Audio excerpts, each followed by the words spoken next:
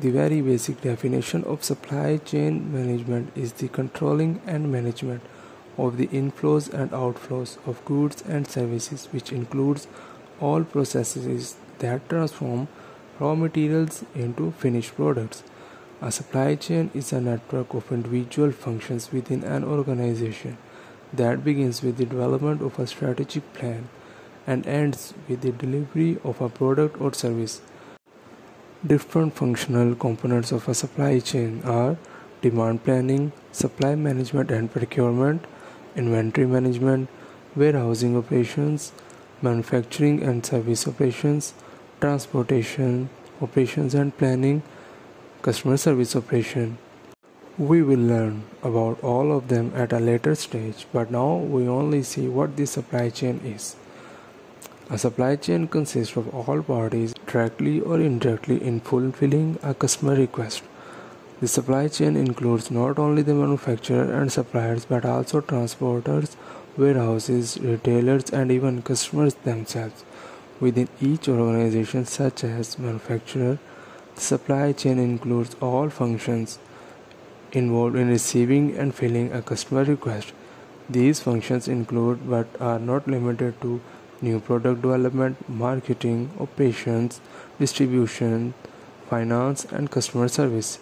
Supply chain management is the planning, organizing, leading, controlling, and administration of optimizing all value adding activities throughout the supply chain so that products and services are supplied in the right quantity to the right location at the right time and the optimal cost to the organization and its supply chain partners, and of course at an optimal price to the customers.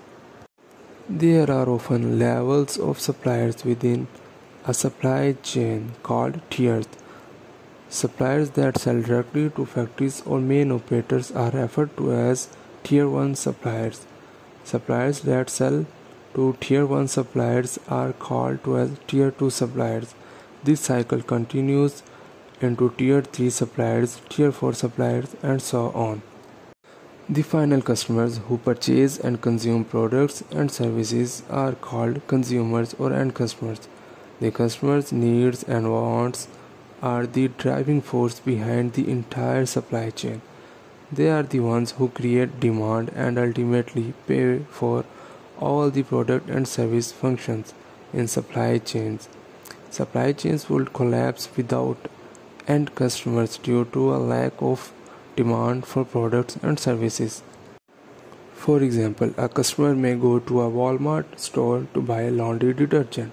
In this case, the supply chain begins by planning to satisfy customer needs through a sales forecast for laundry detergent. Procter & Gamble, as a manufacturer of detergents, develops a forecast for sales. From that forecast, a demand plan is developed that enables its procurement department to procure the raw materials used to make the detergent along with plastic containers, labels, and other necessities. These procured items are received, stored, and then used in the manufacturing process. The individual completed containers of detergent are then packaged in boxes for shipment, transported to distribution centers, or ultimately delivered to retailers like Walmart. Let's try to understand with another example. Consider a customer walking into a Toyota dealership to purchase a new car. The supply chain begins with the customer and his need for a car. The next stage of the supply chain is the dealer that the customer visits. The dealer has several cars in inventory that may have been supplied from the assembly plant using trucks from a third party. The assembly plant in turn gets various modules such as electronics and powertrains from a variety of Tier 1 suppliers. Each Tier 1 supplier receives material from several Tier 2 suppliers. For example, the electronics supplier receives exterior and interior lights from the light supplier and the battery from another supplier. Each of these suppliers receives raw materials from lower tier suppliers. This supply chain is illustrated in the figure with the arrows corresponding to the direction of physical product flow. The very important type of logistics in the supply chain is reverse logistics. Sometimes reverse logistics might occur, which requires that product returned by the customers travel in the opposite direction to the supply chain.